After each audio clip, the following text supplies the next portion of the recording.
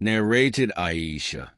In the lifetime of the Prophet, the sun eclipsed, and the Prophet, peace be upon him, stood up to offer the prayer with the people and recited a long recitation.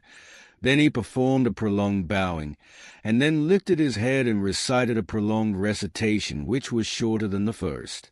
Then he performed a prolonged bowing, which was shorter than the first, and then lifted his head and performed 2 prostrations. He then stood up for the second rak'ah and offered it like the first.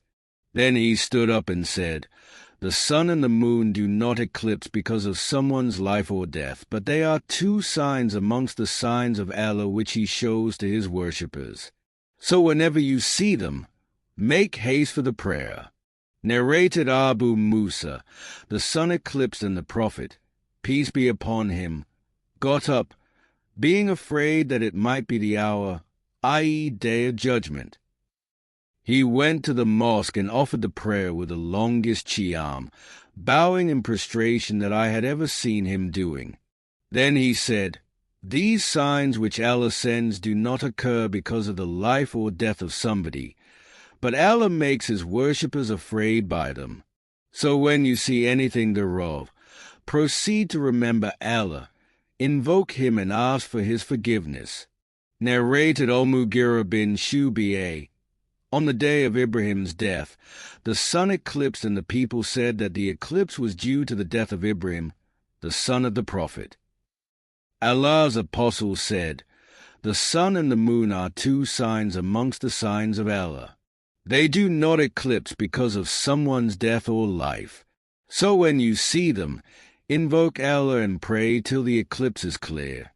And this was narrated by Asma, who said, Allah's Messenger, peace be upon him, finished the eclipse prayer, and by then the sun, eclipse, had cleared. Then he delivered the khutbah, religious talk, and praised Allah as he deserved, and then said Amma Bi'adu. Narrated Abu Bakr. In the lifetime of the Prophet, peace be upon him, the sun eclipsed, and then he offered a 2 rak'ah prayer. Narrated Abu Bakr. In the lifetime of the Allah's apostle, peace be upon him, the sun eclipsed, and he went out dragging his clothes till he reached the mosque. The people gathered around him, and he led them and offered 2 rak'ah. When the sun, eclipse, cleared, he said, "The sun and the moon are 2 signs amongst the signs of Allah. They do not eclipse because of the death of someone. And so when an eclipse occurs, pray and invoke Allah till the eclipse is over." It happened that a son of the Prophet called Ibrahim died on that day, and the people were talking about that, saying that the eclipse was caused by his death. Narrated Aisha. The Prophet, peace be upon him, led us and performed 4 bowing in 2 rak'ah during the solar eclipse, and the first rak'ah was longer. Narrated Aisha. The Prophet, peace be upon him, recited the Quran aloud during the eclipse prayer, and when he had finished the eclipse prayer, he said the takbir and bowed. When he stood straight from bowing, he would say, "Sami Allahu liman hamida Rabbana wa lakal alhamd," and he would again start reciting. In the eclipse prayer, there are 4 bowing and 4 prostrations in 2 rak'ah. Al-Awza'i and others said that they had heard Az-Zuri from from Aisha saying, "In the lifetime of Allah's apostle the sun eclipsed, and he made a person to announce prayer in congregation. He led the prayer and performed 4 bowing and 4 prostrations in 2 rak'ah.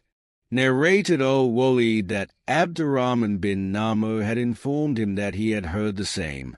Ibn Shihab heard the same. Az-Zuri said, I asked Urwa, "What did your brother Abdullah bin Az-Zubayr do?" He prayed 2 rak'ah of the eclipse prayer, like the morning prayer, when he offered the eclipse prayer in Medina. Urwa replied that he had missed, i.e. did not pray according to the Prophet's tradition. Sulayman bin Kathir and Sufyan bin Hussein narrated from Az-Zuri that the prayer for the eclipse used to be offered with loud recitation.